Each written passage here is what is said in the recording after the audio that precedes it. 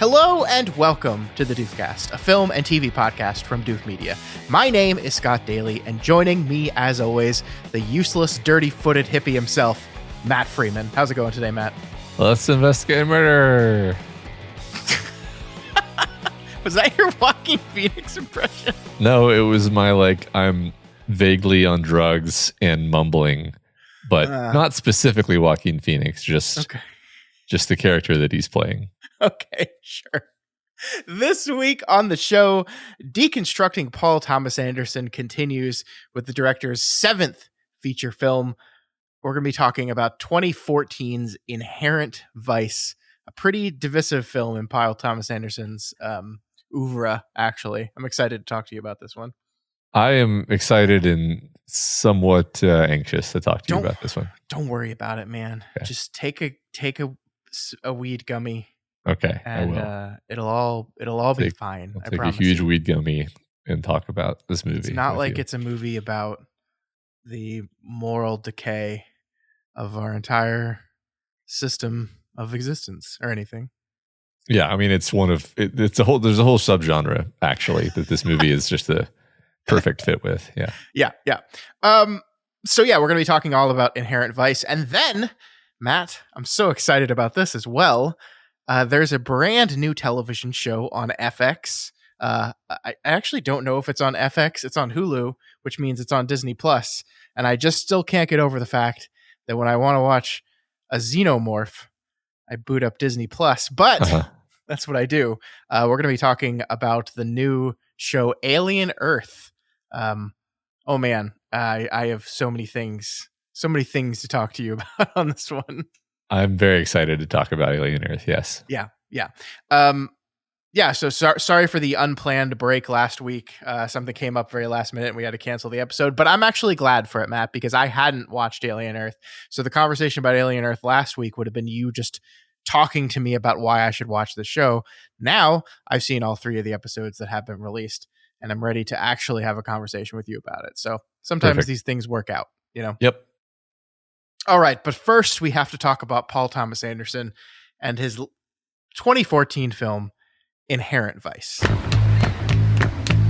If it's a quiet night out at the beach and your ex-old lady suddenly out of nowhere shows up with a story about her current billionaire land developer boyfriend and his wife and her boyfriend and a plot to kidnap the billionaire and throw him in a loony bin, I need your help, Doc. Maybe you should just look the other way. Matt, what is this movie all about? In 1970, drug-fueled Los Angeles private investigator Larry Doc Sportello investigates the disappearance of a former girlfriend. This movie was, of course, written and directed by Paul Thomas Anderson. It is based on the 2009 novel by Thomas Pynchon. It stars Joaquin Phoenix, Josh Brolin, Owen Wilson, and a lot more people. It's another PTA ensemble cast film for sure. And Matt, where do we start with this one? I guess just give me your before we dive deep into anything, give me your upfront reaction to the experience of watching this film. Yeah, it is going to be very much reaction because I hadn't seen it before and I watched it for the first time and I really didn't know what I was getting into. And I was pretty surprised. It feels very different from the other movies we've talked about of his, obviously. But also I see his sensibility in it as well. It has a lot of sort of what I've come to think of as the hallmarks of his storytelling, where there are kind of a lot of parts of the story that feel almost randomly strung together, but then you kind of step back from it in the end and you see there's a logic to it, but it's not the typical logic of narrative. It's more of a logic of exploration of character. Joaquin Phoenix is fantastic. I do think it's really funny that we just went from The Master, where he looks like he's 65, to this movie where he looks like he's 25. Yeah. It's very strange. I'm still unable to figure out how Joaquin Phoenix functions as a person. I think how Joaquin Phoenix is just a question in and of itself. Good point. And Yeah. and then just the final comment here is like, if you were to quiz me on the plot, I would fail that quiz. I found the movie difficult to follow, but I also don't think that that's my fault necessarily. I think the movie No. is sort of doing it's sort of doing. I mean, I'm just going to make the association now. It's sort of doing it's the Coen Brothers movie. You know what I'm talking about? Big Lebowski. It's doing the Big Lebowski thing, but in a way that feels more like homage, I guess. Yeah, it is. I think in a true Paul Thomas Anderson way, like the plot is probably one of the least important things about the movie. Actually, Yeah. So I love this movie. I really do. I don't remember. I like to be entirely honest with you. I think I had said that I'd seen this one before. I don't know if that's true. I was watching it and I was having this vague feeling of, have I seen this before? Have I not seen this before? I don't know, but I am in love with this movie. It is such a weird movie. It is incomprehensible in ways that are intentional. Like this is essentially like if a movie were high, this is what it would look like. Uh-huh. And it's random. You're never quite sure if the thing you're seeing is actually happening or not, because your point of view character is just various degrees of high and intoxicated throughout the entire thing. But the thing I love about it is through all that, I do think it's actually examining and saying something in a really, really interesting way. I think what this movie is saying, through the lens of the 1970s about America and about the world and about the systems under which we live, I think is actually pretty fascinating. And like, that's not the type of thing like where you're going through the movie and you're like struggling to figure out what the fuck is going on. And then like did the plot of the movie ever really materialize for me in a way that I could sit here right now in front of this microphone and explain to you what happens in Inherent Vice and how all these disparate mysteries that he's working on at the same time all perfectly tie together? No, I couldn't. But the thematic resonance throughout all of them, I think, just becomes very, very apt and profound in a way that I really, really enjoyed. Yeah, because I think even if you don't necessarily remember how everything clicks together, what sticks with you is the idea that like every force in society is deeply corrupt and colluding against you, the common person, and like including even the police and the psychiatrists and the dentists and they're colluding with like the lowest of the low criminal element and even the feds have like the Owen Wilson thing, by the way. One thing I wanted to say in here is like this is definitely the funniest of his movies that we've covered by far. It's so funny. I like Owen Wilson's character in this movie just repeatedly had me cracking up. Especially when he keeps running into Owen Wilson in different settings. Yeah. And both you and the characters are like, what? I love when Owen Wilson is at the cult place, looks up and sees him, and is just like, what the fuck? Yeah. Why are you here? Yeah. No, it's so funny. It's like it literally feels like I mean, obviously they set out to write like a comedy, and I like this. I come to this at a bit of a disadvantage, having never read a Thomas Pynchon novel, right? So I don't know the author very well, but my very cursory understanding of the author is that this is the type of thing he does, where he writes these stories that are very kind of free flowing in plot, but that are very, very funny. And I actually did read like Paul Thomas Anderson's adaptation of this was he literally made a script copy of the book. And by that, I mean, he adapted every single piece of the book, every single line of the book. He adapted into script format. So then he could then read it in script format and figure out where to cut it down and where to shorten it, which is just like a fucking insane thing to do, actually.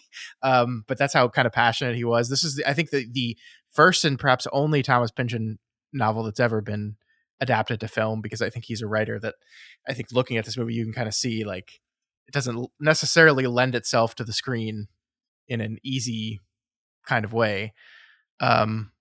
but yeah, no, I found it very funny. It's very obvious. Like we talked about Paul Thomas Anderson's sense of humor throughout the course of this project, and he really, I think, gets to stretch it here. And all the actors he brings along are doing a fantastic job of it as well. Like I think Joaquin Phoenix is so funny in this movie. Yeah. Like I will never forget him looking at the picture of the heroin baby and just like the shocked scream that immediately returns to straight faced. It's just so good. Yeah. Yeah, but I mean, I think to kind of get to the bottom of what this movie is about, I think you just kind of have to look at the title, right? You have to look at what inherent vice is, what it means, what that is a legal term that essentially means that something is going to collapse under its own internal corruption is the wrong word for the legal term, but like essentially like there is some inherent problem at the core of something that means that no external force has to put pressure on it. It will collapse in and of itself. And I think there's like, you hear that title and you know vaguely what that means, and you might be mistaken at the very beginning of the movie to look at the Joaquin Phoenix character and say like, that's him, right? He is the inherent vice of the story. But you kind of quickly start to realize like, no, it's literally everything else. It's everything else in this world. It's all corrupt. It's all inherently corrupt. And it's not like is the FBI bad because of the evil Golden Fang organization? No, they're just equally bad on their own, and just destroying themselves from the inside. And I think that's a really, really interesting take on, you know, what is a very worn topic of like the 1970s and like the loss of American innocence thing, which I think we're definitely doing here. We have a hippie character transitioning from the 60s into the 70s, and just seeing everything kind of become corrupted around him. Yeah. I don't know if it's because I'm a millennial, but I've never really given too much of a shit about that as like a plot, as like a central theme to hang your story on. And I say that to say that this movie was the exception, where I for the first time in my life was like, oh, I actually think I might slightly get the faintest shred of what it felt like to be in that position, like to be, because they do such a good job at kind of helping you inhabit Joaquin Phoenix's character Doc and kind of like see his good qualities, see the world through his eyes, know these other people who he knows and who he loves, like his girlfriend, and the fascinating relationship with him and the cop Bigfoot, played by Josh Brolin. Oh my gosh, we're gonna have to talk about Josh Brolin. Yeah. I mean, I want to talk about both of those characters I just mentioned, but I want to finish my thought here, which is just like by properly grounding me in it, I felt more involved, and I was like, oh yeah, it would feel like something magical had been, you know, strangled out of the world by the corruption of these people. And I not only did I get it, but I felt it in a way that I don't think I ever have before. Because this is a fairly common topic of movies, right? It's like, the world used to be great and now it's bad. And it's like, okay, I get it. You grew up in the 60s and 70s. I get it. Just, but this movie made me actually feel it. Yeah, and that's what I understanding of Thomas Pynchon as a writer is. This is what he writes about. This is what he's concerned with. And I mean, I kind of love the 70s aesthetic, just like generally. And so I was already kind of halfway there for this movie. And then, yeah, I love how this idea that has been talked about again and again and again is conveyed here, because I think the character, Joaquin's character of Doc, is such a fascinating lens to take on this, because he is completely not, and I'm going to say this and it sound like I'm ripping the movie, but he's completely static. He doesn't change at all. He's the exact same person at the beginning and the end. And it's like, it's this really interesting idea of this idea of the system itself is inherently corrupt, it's inherently collapsing, but like Doc himself almost exists outside the system. He is not part of any system, kind Yeah. of. He just kind of lives on the periphery of all of it. And so like we see him at the end of the movie in essentially the exact same position he was at the beginning of the movie. He's just like existing in this life. And like he's the only like morally upstanding person in the film, and I don't even think his morals are in and of themselves perfect, but like he's the only person that seems to actually like stick to any kind of moral code, Right. actually. Yeah, I mean, despite like that's the fun thing about his character, which by the way, I think they took this idea, or maybe the Big Lebowski took this idea from the Pynchon novel.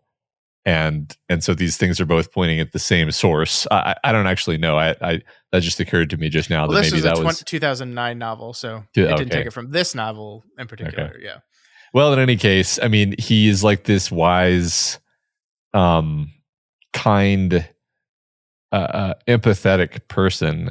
Again, I'm going to bring it back to his relationship with Bigfoot. By the way, the fact that everyone's names are like Bigfoot and Wolfman is an element that I love, and I have no idea what to do with.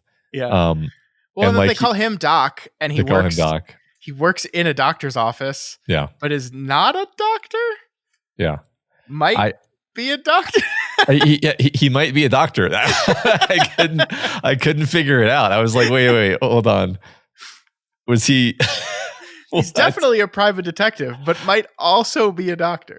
I entertained for a while the idea that he might be a medical doctor who decided he just wanted to be a private detective for some reason, but I'm less sure of that now that I've kind of watched the whole movie. But maybe. But like I want to focus on his relationship with Bigfoot, because like the typical thing you do with this is like he's the private eye, and then the straight-laced Fed is the antagonist. He's actually either just blatantly corrupt and thus trying to stifle the heroic actions of our protagonist, or at best he's just a useful idiot tool of the system who is going to stand in his way due to proceduralism and the rules. And at best, if he's given anything heroic to do, it's like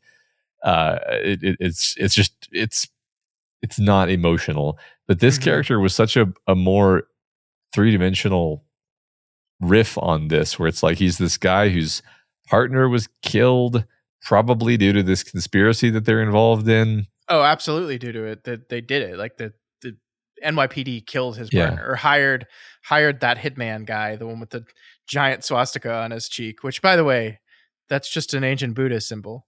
Yeah, it's just you're mistaken. Yeah. Yeah. They hired him to kill his partner. And so even his system is morally compromised. Yeah.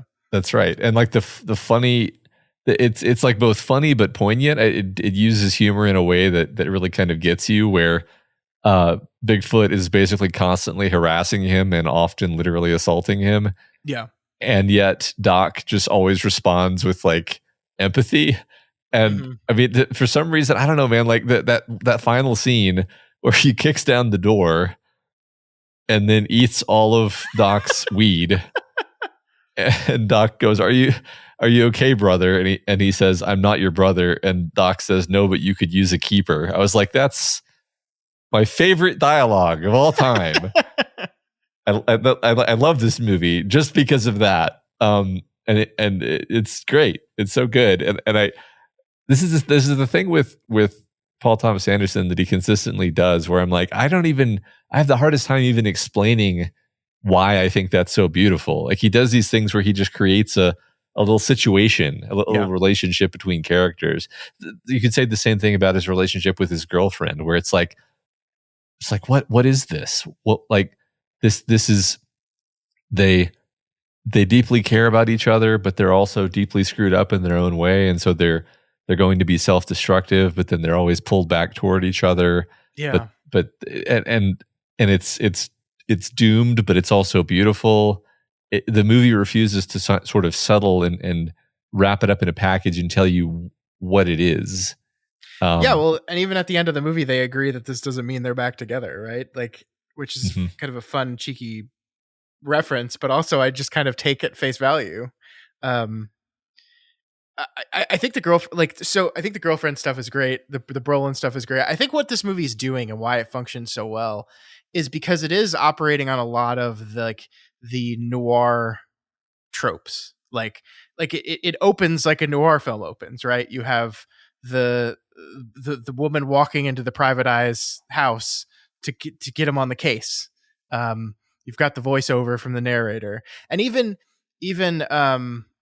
the Josh Brolin character, like that is kind of another noir trope of you have the private eye detective on the outside bumping heads with the straight laced cop on the inside, but they often end up working together. Even that's doing a similar thing as well, and so it's like operating on these tropes, these ideas, but it is really examining them and I don't want to say deconstructing because I don't know if it's necessarily doing that, but exploring them in really interesting ways. I think the Brolin character is so complicated, like you said. And I mean, did the part where he eats all the weed even actually happen? Like, I don't know. I thought so. Yeah, it's funny you said deconstruction. I was reminded of our favorite word, reconstruction, where it's sort of taking this notion of, we're going to have a noir / 70s pastiche, but we're going to make all of these elements feel very authentic. Yeah. While somehow also feeling absurd. And you've got these scenes like when he goes into the Golden Fang building, the dentist's headquarters, and just ridiculous things happen in this movie. Absurd things happen in this movie, but then it's also juxtaposed with horrible, viscerally real things, and things that are just absolutely arresting. I agree with you, by the way. Like you said earlier that you love this movie. I didn't say that, but this became one of my favorite movies of his. I need to watch it maybe a few more times. 20 more times or so. Yeah. I mean, I watched it again because we were delayed a week, so I went ahead and just watched it again today. And yeah, I do think it gives you it's a type of movie where when you don't have any expectations going into it, or you're ready to kind of be on its wavelength, it allows you to appreciate it more. Like, I think that again, this is an interesting part of basing a movie like this on like a noir concept where you make it, this is sort of a detective story and sort of a mystery. And so you as a watcher are kind of trying to solve the mystery along with the characters.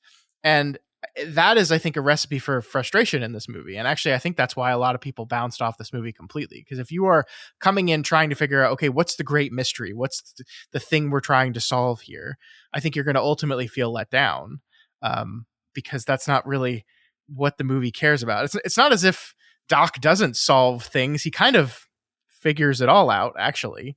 But it's just so secondary to everything else the movie wants to do, the vibe the movie wants to create. That I think you'll hurt your brain trying to make sure you're understanding it all together and tying it all together in a way that I think ultimately just will hurt your enjoyment of the movie. Yeah, right. I think I didn't feel let down in any way. I think basically the direct sort of undercutting thing that it does is the thing that's motivating him the whole time is to find what happened to his girlfriend. Mm-hmm. And then she just comes back. Yeah. Not because of anything he did necessarily. Although maybe it was. I'm still not entirely clear on whether his involvement was connected to her coming back or not. I'll have to watch it again to figure that out. But anyway, she comes back. I got nothing for you. Yeah. And then the resolution that we do get is this repeated element of him finding Owen Wilson in tangled up in all of these different situations that he's coming across, being an informant and sort of being like held hostage by the feds in this horrible way, and basically he kind of cashes in his unraveling of the case and all of the, you know, success he was going to get from that, and it's just like, hey, just get this guy out of that situation. I just want to rescue that guy. Like, I just want to do one unambiguously good thing and save somebody from a bad situation. Even if this isn't the person that I set out to save. This isn't what I thought this case was about in the beginning. Yeah. That's the one thing. Yeah. Yeah. I think in a world of inherent vice, the only hero that can exist in the system is one entirely outside of it. I think that's what the movie is saying. And that is Doc. That is who he is. And so, yeah, we see him as this kind of incorruptible force, right? There is no moment in Doc's mind where he ever thinks he's just going to like take the money, and not because he just doesn't care about money. Like, he doesn't care about any of these things. Like, there's a lot of capitalism in this movie, Matt, which I know is your favorite topic in movies, the deconstruction of the evils of capitalism. But like, Doc essentially lives outside of capitalism. Like, he's just helping people. He presumably has a fee. We never see anyone actually pay him ever. Yeah. He doesn't seem to care about collecting at all, ever. And so he just kind of lives independent of all this stuff. Yeah. Yeah. He's just like, he's the, you know, the protagonist of Kung Fu. He just uses his wisdom to solve problems. Yep. Yeah. It is a really, you know, you're right that he essentially has no arc. I forget where I read or saw this, but I was sort of, you know, reading up about There Will Be Blood the other day because we were talking about that movie, and I just was kind of fascinated by the movie. And somebody made a really good point. I wish I could credit them, but I don't remember where I saw this. That in Paul Thomas Anderson movies, the characters' arcs are not really about change. Instead, they're always about weird characters who are misfits with society. And the arc is them learning to accept themselves and just accept who they are, not change who they are. They but accepting who they are is a kind of change. Is the lesson here. Sure. And I think this is a pretty good rule of thumb to apply to all these movies we've talked about. You can pretty much go through all of them and say, you know, generally speaking, the protagonists do not, you know, they don't become any better or any worse. They come to understand their own nature and accept that nature. And sometimes accepting that nature is not good. I mean, I think There Will Be Blood actually qualifies here, where the Plainview's acceptance of his nature is essentially just embracing his own monstrosity completely. Mm-hmm. The Master, on the other hand, I think Joaquin Phoenix's character in that movie sort of accepts that he's just never going to be able to be the sidekick to this guy. He's always going to be a wanderer. He accepts that part of his own nature, and that brings him some measure of peace. And I think in this movie, I think we're doing something in this space where he's disturbed by all of this corruption and evil that's around him, and by the end, though, like he just kind of rises above it, and he maintains who he is, right? Because they essentially try to corrupt him, right? They essentially try to make him an offer to say, hey, you know, you did it, man. You cracked the case. We'll give you a big pile of money. We'll give you your heart's desire. And he, you know, quote unquote, wastes his wish by just saving some person who he doesn't even really know that well, just to do a good deed. Just wanted to mention this because I found it to be a pretty useful skeleton key for PTA's work, and I was thinking about it a lot over the last few weeks. Yeah, I like that a lot. I guess the only pushback I would have in this movie in particular is I never got the feeling that Doc like had any qualms about who he was. or anything like that. Yeah. I mean, I think this is, if anything, one of the least applicable. And it while he does have a very flat arc, he doesn't even struggle with the issue of not accepting himself. He essentially struggles with nothing. He just is a I don't know. I want to say that his relationship with his girlfriend is a place where he legitimately struggles. In all other regards, he seems like a Buddha who is essentially untouched until they try to kill him with cocaine, at least. Then he seems a little bit disturbed. But like when it comes to his girlfriend, she's his weak spot. I think it bothers him that he sees a kindred spirit in her, but she is not as free as he is. Or maybe it's because of the situation she's in. She literally can't be as free as he is. Well, I guess so, I mean, this is a good question. Like, I think Shasta, like the line that we're drawing here on like why she's involved with Wolfman in the first place, how much does she actually care about him or not, I think is a very fuzzy line, right? Mm-hmm. And so yeah, I mean, like we kind of catch glimpses of what their relationship used to be. We don't really know exactly why they split up, just that they did.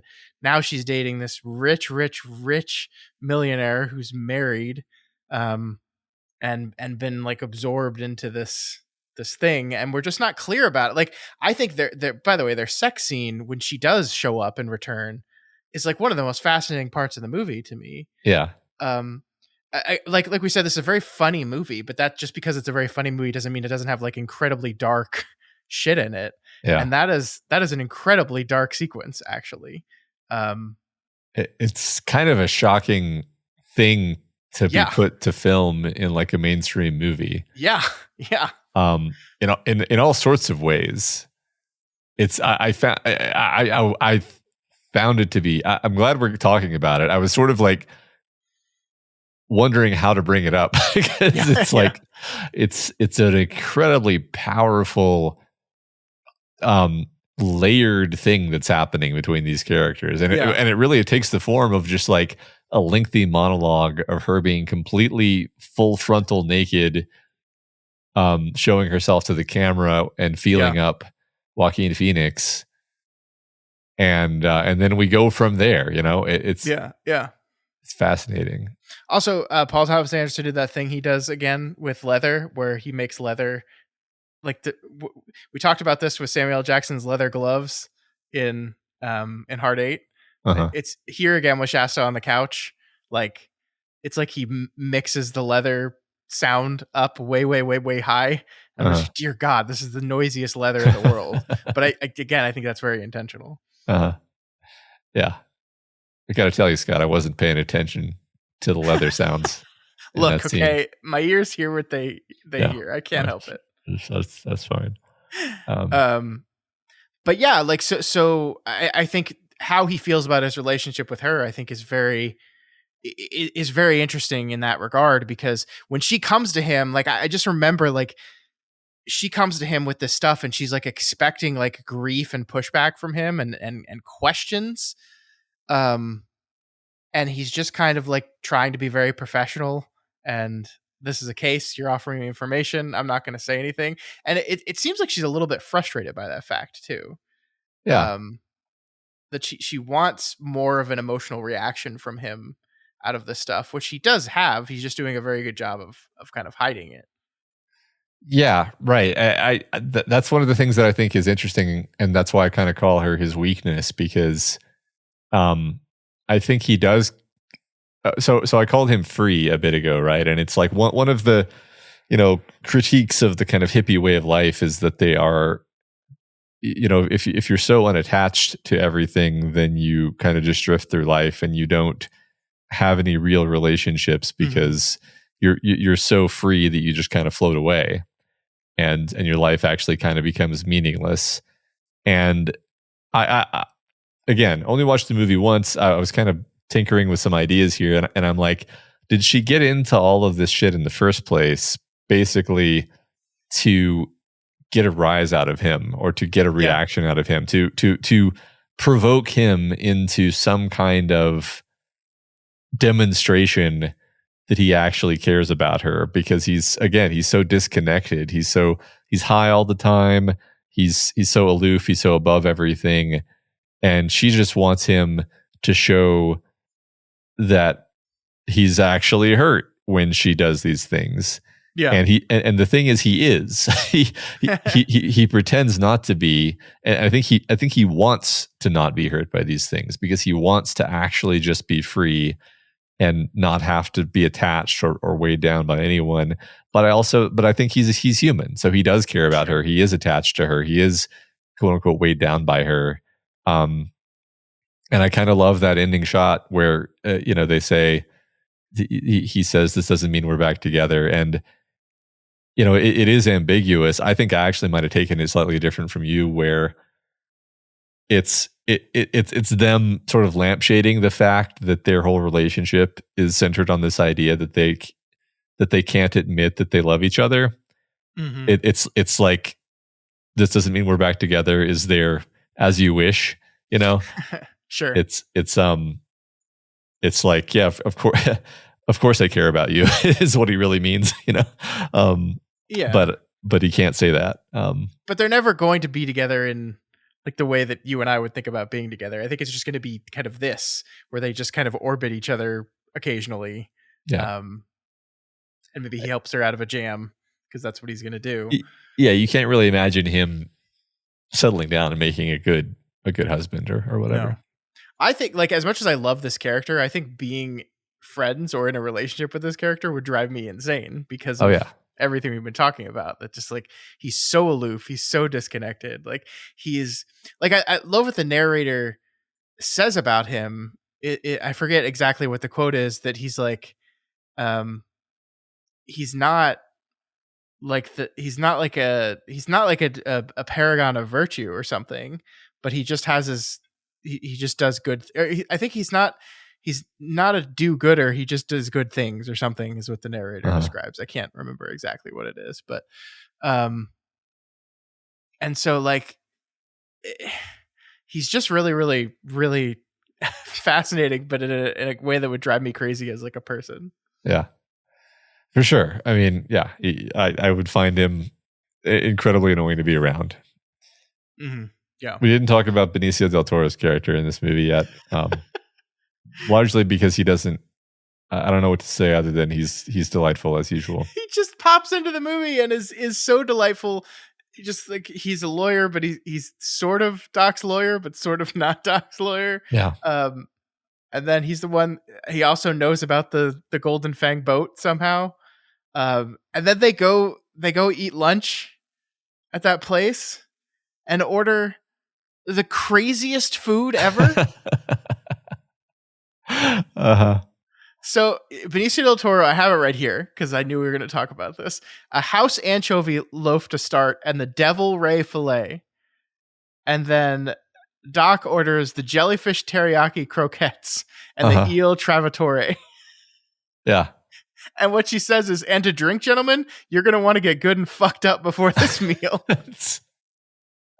And this is just some random, like, beachside dive bar type, like diner. I love that. That to me is some of the movie's hyper reality or surreality. Maybe I don't know which of those. Yeah. It's so, like, I don't know. Again, I haven't read the novel, so I don't know how many of the quotes from this thing just come directly from the novel. But, like, you talked about the dialogue that you love between Bigfoot and him, but there's so many little moments of this movie that are just like, oh my God, that is incredible dialogue. Like when he's talking to Aunt Reed on the phone, trying to get some information about Wolfman, and she's just like, "Powerhouse in LA real estate, from the desert to the sea, technically Jewish, but wants to be a Nazi." Yeah. It's just I think my favorite single, like, humorous moment is when he's in the car. I'm not going to get the back and forth right, but they're going to the Criscoladon Institute, and he's like, "Yeah, it means serenity in the Indian language." And then the woman he has in the car goes, It means golden fang in Greek, and he's just like Joaquin Phoenix's reaction to learning this information. Oh, it's just, yeah, God, it's Okay. amazing. So the woman in the car in that instance is Sortilege, right? Who is the narrator. Okay. She is the narrator, and she's also the woman that he talks to several times throughout the movie. Uh-huh. Is she real?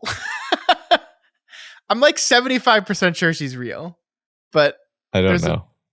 She could just not be real at all, because she's just kind of there, and nobody ever talks to her but Doc. And she just like exists, and she's our narrator inexplicably. This certainly didn't occur to me. So maybe she's not real. I don't know. I don't know. It's possible that you're not real. So it is possible. You know what I say to that? Yeah. Moto penekeku. Oh my God! Not a character. Just Josh Brolin, like Josh Brolin was like the perfect for this part, right? He is so like straight laced. You can just believe like his freaking haircut has so many sharp edges you could cut yourself on them. Uh-huh. And then he's just inexplicably in this diner speaking Japanese, ordering, screaming at the chef for more pancakes. Yeah. It's my favorite. It's just like it all is part of like getting you, like, this is a vibe movie. This really is a vibe movie in a way that I think all the other PTA movies are not as much as this.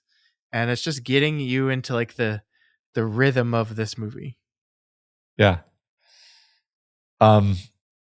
What a delight. I am so glad. This is one of the reasons I love doing these deconstructing directors, because I don't know when I ever would have watched this. I don't know when I ever would have been like, oh yes, I will watch the other detective who is on weed the whole time movie. I mean, it's funny. I don't even know if anybody has ever said to me like, "Oh, you got to watch Inherent Vice." You know, I feel like it just wasn't even on my radar as a thing. I mean, it was weirdly a movie that I remember this. It was 2014. It wasn't that long ago. It kind of just came and went. Like it comes off the back of The Master, this incredibly well received, like award winning film, and then this movie just kind of came out. I think it got nominated for a couple Oscars. It got nominated for adapted screenplay. That's it. Nothing else. And it just kind of came and went. And I think, you know, it's really interesting that Paul Thomas Anderson could be doing this for 7 films now, and people come into this movie and it's not what they expected. And they're a lot of people's reaction to that was to just completely bounce off of it. Uh-huh. Whereas me, I'm like, oh, this so fits exactly what he's doing. Like I totally understand what attracted to him to this author and this book and this story and these characters, and it just so fits everything we've seen with him so far, I think. Yeah, I agree with that. I can see people having come off of There Will Be Blood and The Master, which are these very serious, elevated, sort of self-consciously artistic movies, and being like, what is this? But for our part, we just watched everything from Hard 8 through Boogie Nights, Magnolia, Punch Drunk Love. This feels like a perfectly fitting part of that pattern. It's funnier than all of those, but Punch Drunk Love and Boogie Nights both have a lot of humor. This, the humor feels adjacent to Punch Drunk Love, but also different. It doesn't have nearly as much of the sort of cringe humor. It's more just sort of absurdity humor. It just shows how much he can really change the vibe that he's targeting. Yeah, I agree. So here, I have a question for you. Mm-hmm. Joaquin Phoenix is remarkable in this role, right? Could you imagine anyone else doing this? So I'm going to tell you, Robert Downey Jr. was originally attached to lead this, and he ended up backing out. Yeah, didn't he? I feel. I mean, I think. Okay. Robert Downey Jr. is just great. So I actually think he would have done fine in this role, but he would have made it very Robert Downey Jr.-y. Mm-hmm. Whereas I think one of the charms of Joaquin Phoenix in this role is how subtle he plays it. Like in many ways, this is a very understated Joaquin Phoenix performance. He's usually going small when there's an opportunity to do, to play something up. He's usually there's very few moments in the movie where he kind of does the big thing that maybe you expect from Joaquin Phoenix. Yeah. I almost wonder if that was one of the things that counted against the movie is people consciously or not, they kind of want a wackier, more zany and just obvious performance for a absurd, silly movie like this. Like, in other words, they want a more straightforwardly comedic performance to match the absurdity of the movie, and he plays it so subdued, and a lot of the humor is just his relatively straight-faced reactions to absurdity. Yeah, I don't know. I Joaquin Phoenix, I think, he's kind of perfect for this because I think he can do the comedy stuff because I think he is very funny. But I agree with you. He's playing it very subtly.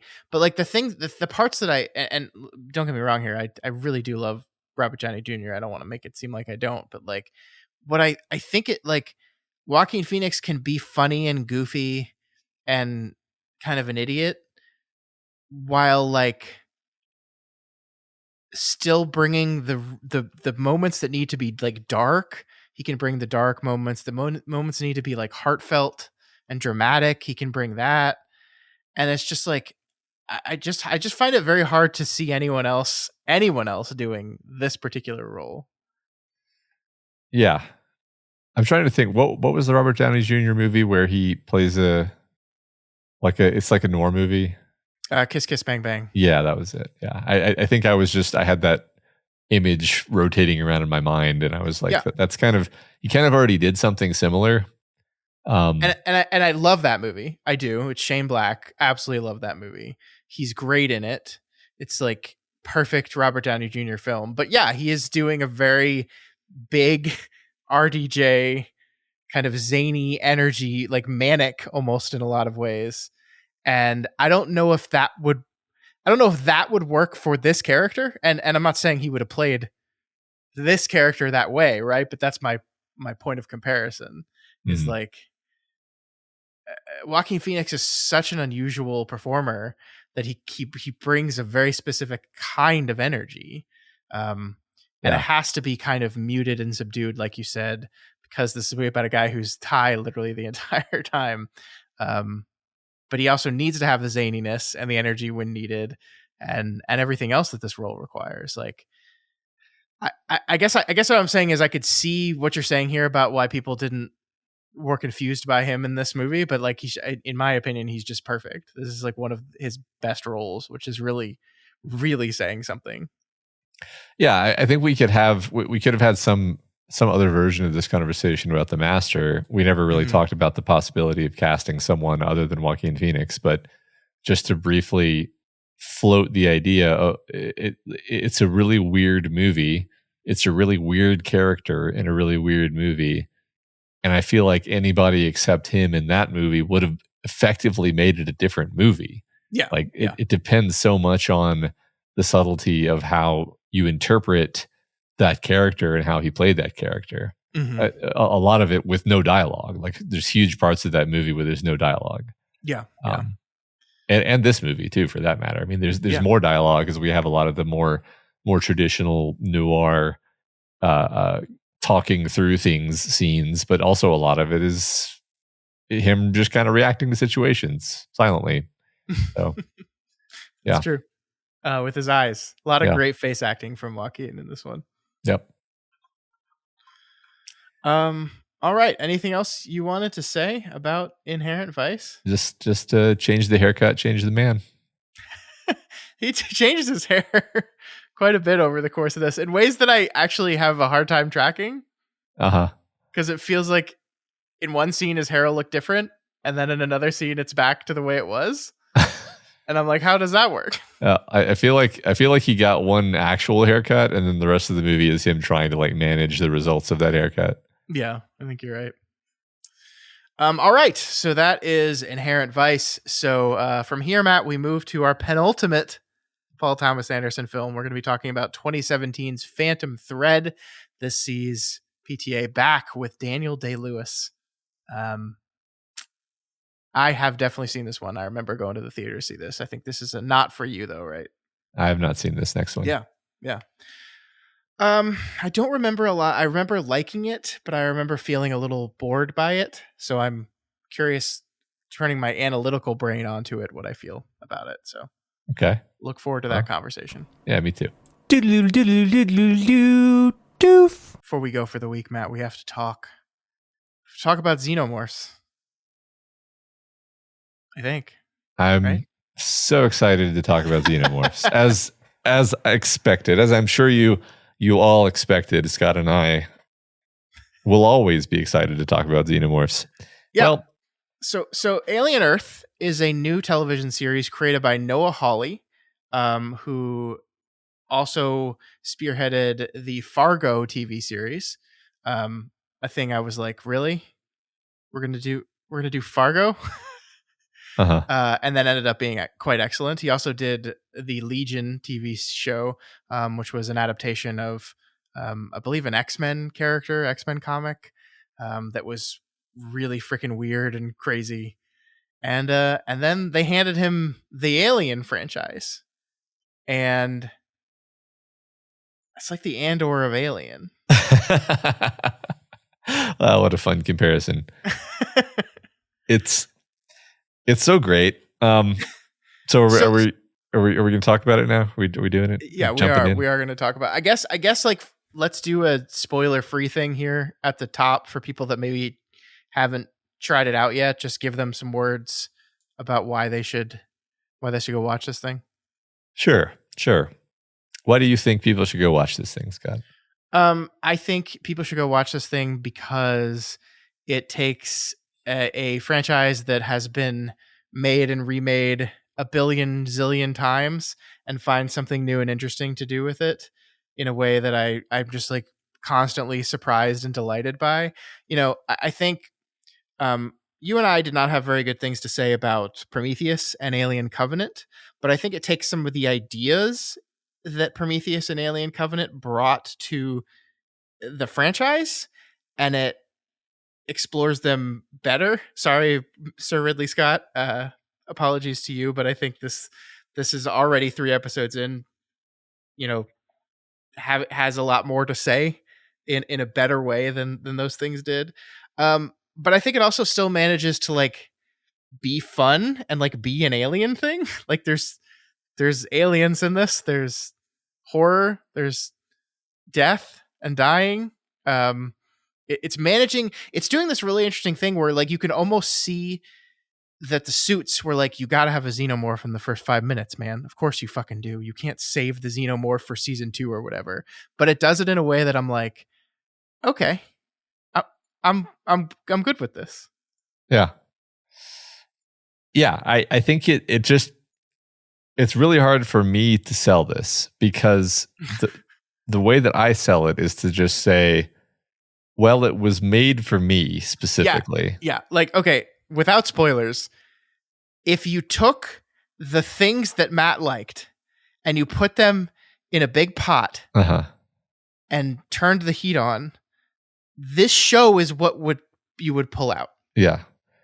It's true. Like, to the point where the end of the second episode, a song starts playing, and I just started cackling out loud because it's like it was already such like a Matt focused show, and then they put Tool in it. Right.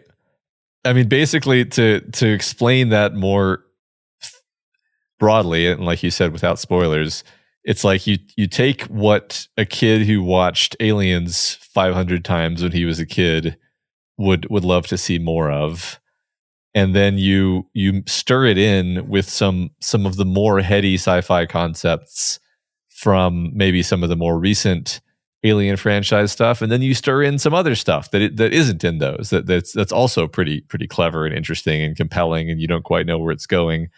And then you make a tight TV show where a bunch of stuff happens every episode, and you've got a bunch of characters with their own agendas and some great acting, and yeah. If that sounds appealing to you, I think you like this. I think there's also a lot of people this would not be appealing to. I actually would bet that there are plenty of people out there in the world who like Prometheus more than they like this movie, and would probably think this show, and would probably think that this show is goofy and silly and weird. Well, it is definitely all those things. It definitely is all those things, but like in a way that I just adore, and feels tonally very connected to like the James Cameron interpretation of this universe. Sure. Which is kind of goofy in some regards. Feels sacrilegious to say, but I think when you watch Aliens with adult eyes, some of it comes off as a little goofy, but this show just kind of embraces that and is like, yeah, that's what we're doing. Yeah. We're not going to apologize. Yeah. So, I mean, in conclusion, go watch it. Yeah. Okay, now let's talk about it. Okay. So this show starts off with like a 20-minute homage to the first movie. Uh-huh.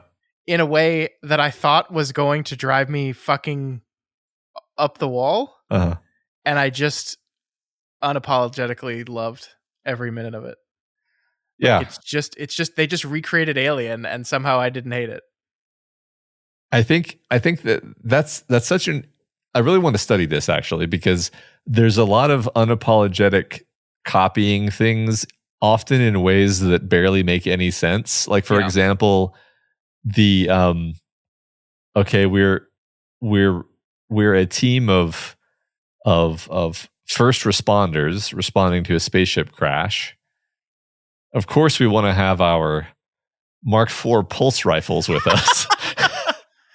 Yeah, well, I think the way of trying to like understand that is that they work for this global multi-trillion-dollar company, and so yeah, they're as first responders in our mind we think, oh, they're there to save people, but here they're there to save property. They're there to secure the ship. Yeah, and I agree with you that. And also, you know, I mean, while we're at it, the fact that everything on the ship in the first episode looks just like the Nostromo, it's like, it's a deep space vessel. Yeah, that's what they look like in this world. Yeah, I don't know what to tell you. So there's like a rational explanation for all these things, but it doesn't matter. Like the point of bringing both of these things up is that he's aesthetically taking a snapshot of the Nostromo. And he's aesthetically taking a snapshot of the colonial Marines, and he's importing those aesthetics, but he's using them in a totally different context. And part of you kind of start to be like, they're just doing the thing where they just want my member berries. And then you're like, oh, but they're actually like using it. They're like doing something with it. They're employing it to dramatic effect instead of just having it there and assuming that you'll feel emotions about it. Well, I think because that stuff is a backdrop to what the show actually wants to talk about, which is this idea of living forever, and this idea of synthetic beings and consciousness transfer. Like this is really like, you can tell, like, it's really interesting. You can like look at this show and be like, here's the things that Noah Hawley is interested in, and here are the things that Noah Hawley had to do to make this an alien story. And it's like, and I think it's a testament to the writing that, like, even though you can tell the clear demarcation between those two things, they exist in this story in a way that feels like just perfect to me. And so I don't mind them, but like, I think that's just true, that like, you know, we have this opening 20-minute sequence of the show that is basically just an homage to Alien,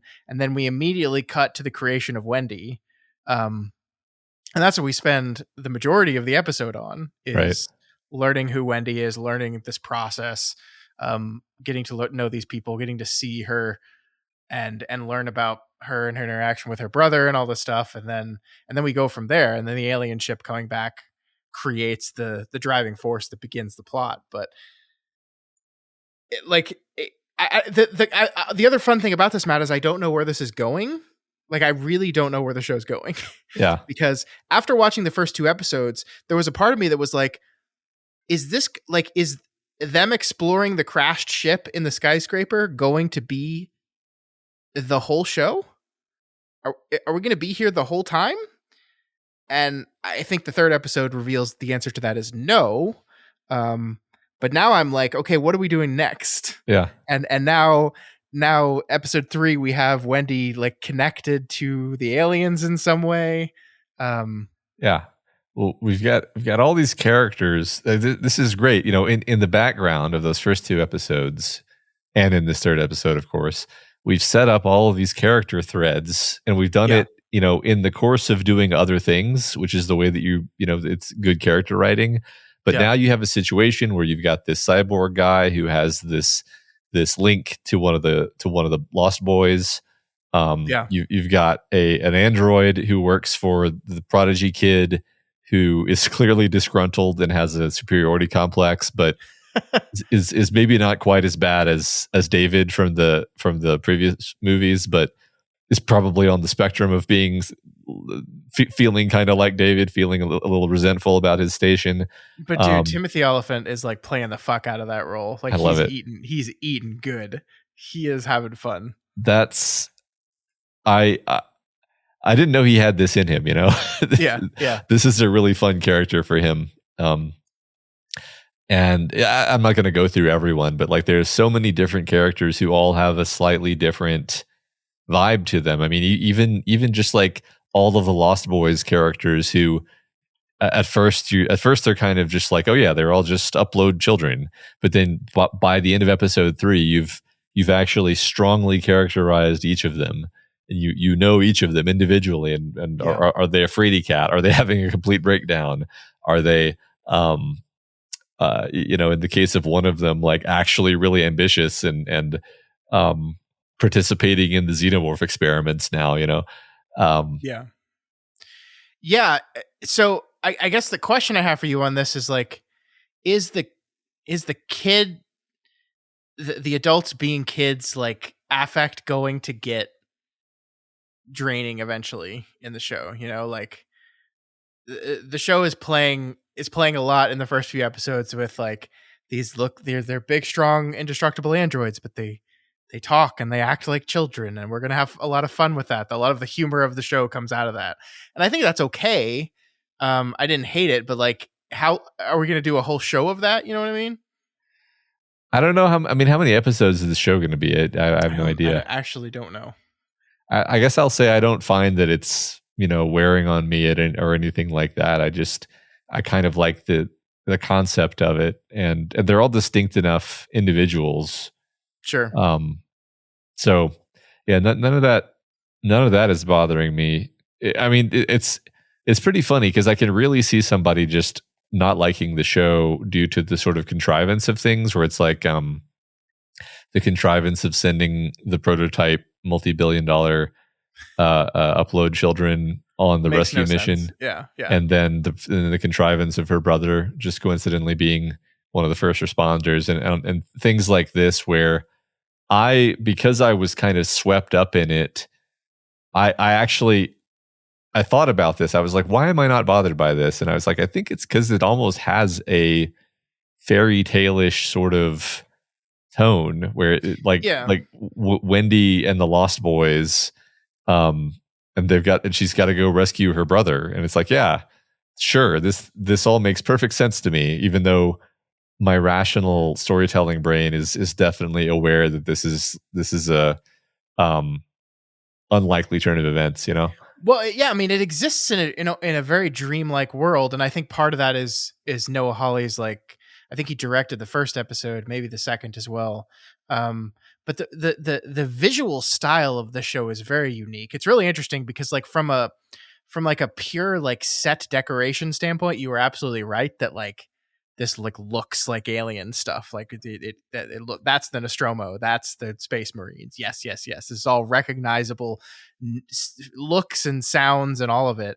But like the show is very dreamlike. Like the way the show uses like dissolves and fills and like it even like layers images on top of each other is very dreamlike, and I could see people that like completely off-putting to people. I feel like some of that is done in a way that is meant to mirror the James Cameron directing style, where it's in certain parts of that movie, it literally is a dream, you know? Yeah. And then you have like really interesting things like you talk about like the logical part of your brain trying to put up defenses at times. There's moments for me like the fact that this character is the character of Joe is named after Joe DiMaggio, and like he finds a Reggie Jackson baseball, and it's like this is very like this is obviously like Noah Hawley likes baseball stuff, and you're just like in 2120 are we really talking about Joe DiMaggio and Reggie Jackson? Really? Like it ultimately I like it, but I like it a lot actually. But it is just very I think this show plays very fast and loose with a lot of things, alien lore being one of them. Because I think this is technically a prequel to the first movie. Yeah. But none of that lines up, but I ultimately don't care about any of that. It's a really interesting idea. Thanks for reminding me about the baseball, because that is the kind of thing where it's almost lampshading the idea of provenance or just more broadly the unlikeliness of the situation. You know, he experiences this incredibly unlikely coincidence of finding the Joe DiMaggio baseball after almost just being killed by the alien. It was a Reggie Jackson baseball. Was okay. So Reggie Jackson, Game 6 of the World Series, hits 3 home runs. It's like never been done before. It's a huge moment, one of the biggest moments in baseball, and that was the 3rd home run signed autographed Reggie Jackson baseball. Like today in 2025, that is priceless. That is like millions upon millions upon millions of dollars. Right. Of course he opens a door and finds that.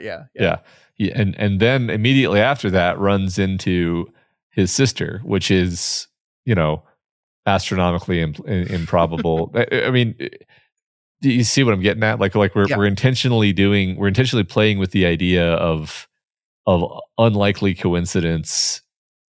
Like what are we going to do with this? I don't know yet, but it seems clear to me that, like, you know, catastrophe, or I mean, even just the idea that the ship crashed in the city is already like that the Weyland-Yutani ship crashes in the center of the Prodigy city is like a coincidence. But it's like I think the show is just saying like, coincidences happen. We're kind of playing with that idea. Very, very well made ship. I just want to say that. Yeah, very sturdy, very sturdy. I hope that when we make more spaceships, they'll be able to fall from space and crash directly into a building and be totally fine. Totally fine. Yeah. There's one thing I wanted to talk about with this, and again, I'm loving this show, so please don't misinterpret me. But the show released with 2 episodes on the same day. So like literally the first day that this show came out, it was already longer than Alien. Yeah. Right. And it has 6 more episodes. It's an 8-episode show, by the way. So like it's already like one of the longest Alien stories ever. And I do wonder how they are going to kind of navigate some of the stuff that we would not focus on in a quick movie, but in a long show would start to bother us after a while. One of the things I'm thinking of is the fact that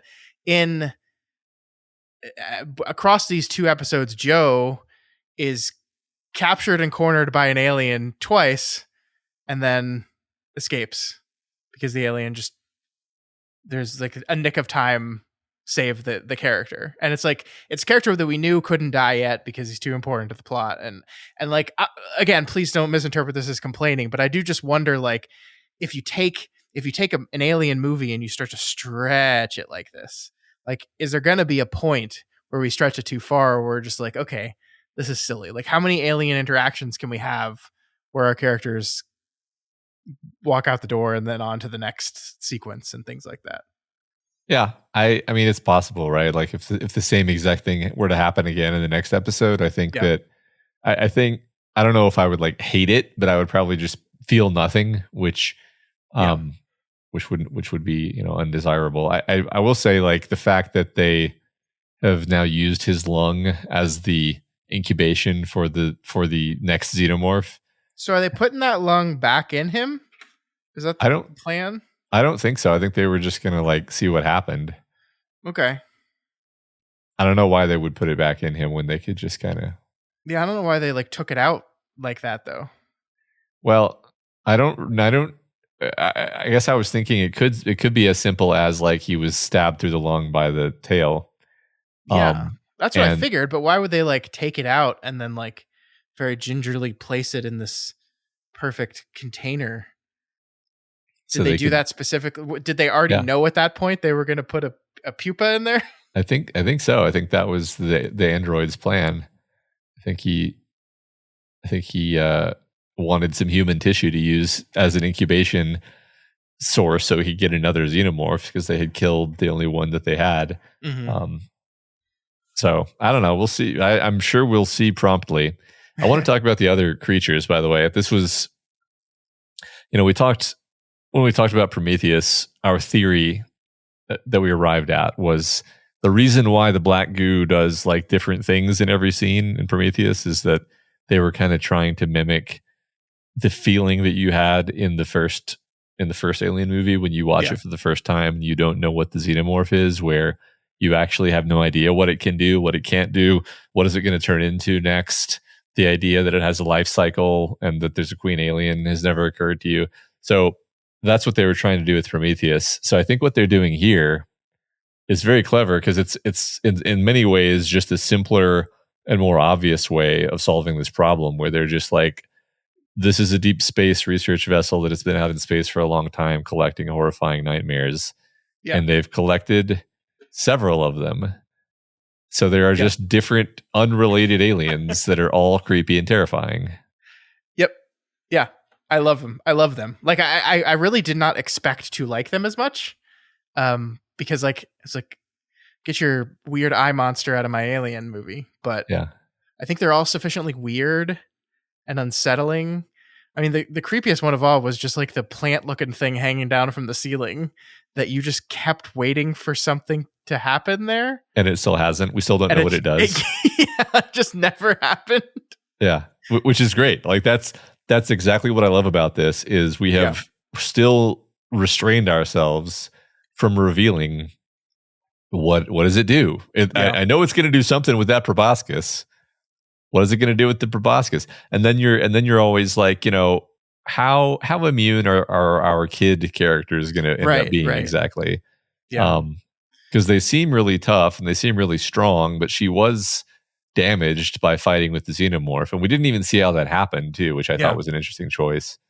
I mean, it was like a really interesting start to our show, is that we know we have these incredibly deadly aliens, and then we put them into a situation with all these basically super powered synthetic bodies.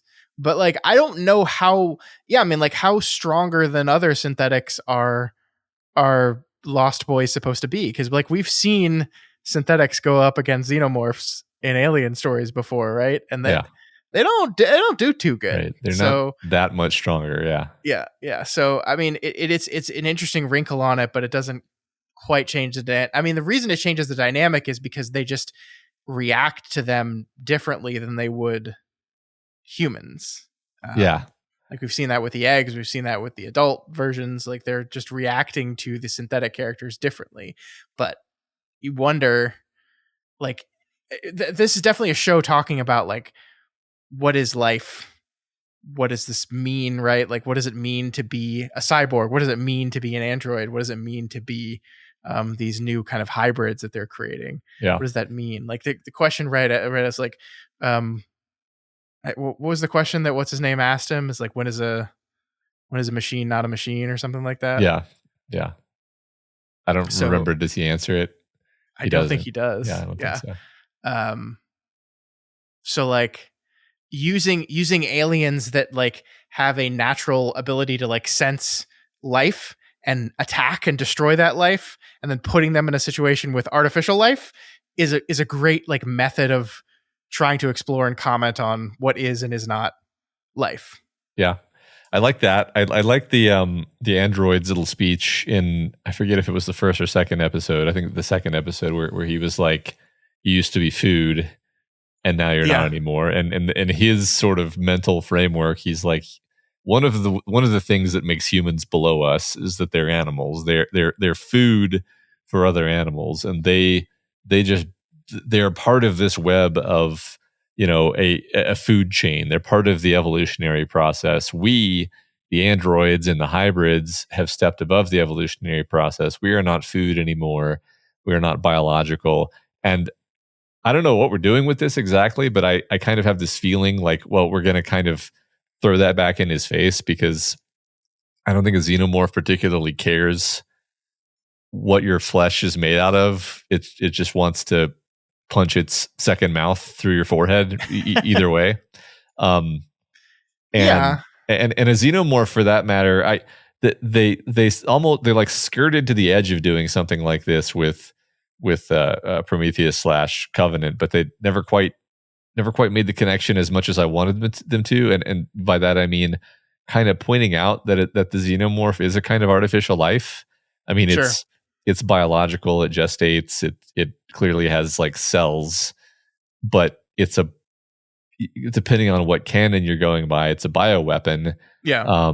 And it's clearly like it's like this kind of biomechanical concept where it's just, its physiology is so different from ours that it's like it's just not. It kind of breaks our categories. The xenomorph breaks our categories in a show that is kind of already about breaking categories or playing with categories of life and humanity and so forth. Yeah. No, I love that. That's great. Yeah. I also just love that I don't know if I'm supposed to be scared for Wendy or scared of Wendy. And I think if the show were to earnestly answer that question, I think it would say both. Because I mean, there are moments like you talked about that speech that she's giving with, or that she's being told to on the way to the crash site at the end of the first episode. And then she basically just says like, "Yeah, well, I'm going to stop my brother from dying." And he's like, no, he's going to die. And she's basically like, "No, he won't." And we kind of like already have seen the way that she's going to like push and influence to get what she wants, like in ways that I think are troubling. Like we see that the reason why his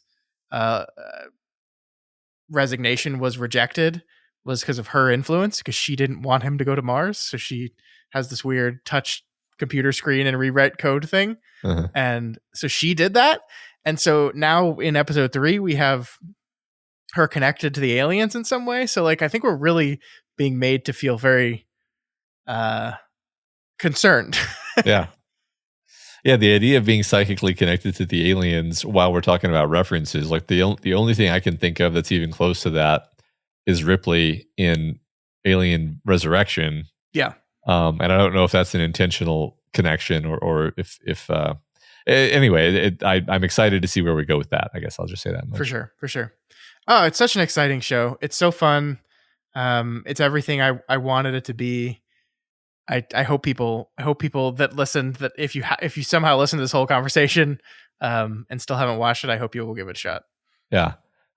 Last comment from me is just like, I've actually seen people criticizing the appearance of the xenomorph, and I think almost exactly the opposite, because to me, it's actually incredibly refreshing that the xenomorph be either like kind of a shitty puppet or like a guy in a suit, instead of being like obviously CGI. I mean, there are some bits where it's CGI, but there's a lot of it where it's definitely not CGI, and that is so delightful to me. Like the imperfection of it is what makes it good to me, honestly. Yeah. And I'm really enjoying that. Just the visual aspect of things in general, but the xenomorph in particular. I can't imagine complaining about that. I thought it looked absolutely fine. Wow. Yeah. Okay. I didn't even know that was a thing. Yeah, I mean, the truth is there's been a huge amount of variation in like the way the xenomorph is depicted across all of the 57 movies. And oh yeah. So anytime they change it a little bit, there's going to be people who complain, but there's a lot of different versions. I mean, even just the appearance in Alien versus Aliens are very, very different designs. So. Yeah. And who cares? It's fun. Yeah. Like this is, I don't care about the timeline stuff either. Not quite syncing up. I just don't care. I'm enjoying it. So yeah, well, we will probably revisit this a couple more times over the course of the show as we continue to watch and enjoy it. So maybe check back next week for some more Alien Earth talk. Yeah, sounds good. All right. I think that is going to do it for us today, though, Matt. If you folks have any opinion on Paul Thomas Anderson's Inherent Vice or on Alien Earth, we want to hear about them. Please reach out to us. You can find us via email at doofmedia@gmail.com, on Twitter @doofmedia, Instagram @doofmedia, on Reddit/r/doofmedia, all those good places. Reach out. Let us know. That's right. If you're not already subscribed to the Doofcast, we encourage you to subscribe and ensure you never miss an episode. You can find us on iTunes, YouTube, and pretty much anywhere else podcasts can be found. And if you like what we do here, want to support us, please consider becoming a patron of Doof Media. Head on over to patreon.com/doofmedia and support us at, there's so many levels there. Support us at one of them, all of them simultaneously. I don't know if you can do that, but probably. Yeah. Create multiple accounts and support us at one level for each account. Yeah, there you go. Also, please consider giving us a rating and a review on Apple Podcasts. Each review helps us get more exposure and introduces new people to the content that we make here. All right, friends. Next week, our penultimate episode talking about the films of Paul Thomas Anderson. We will be watching and discussing Phantom Thread. See you then.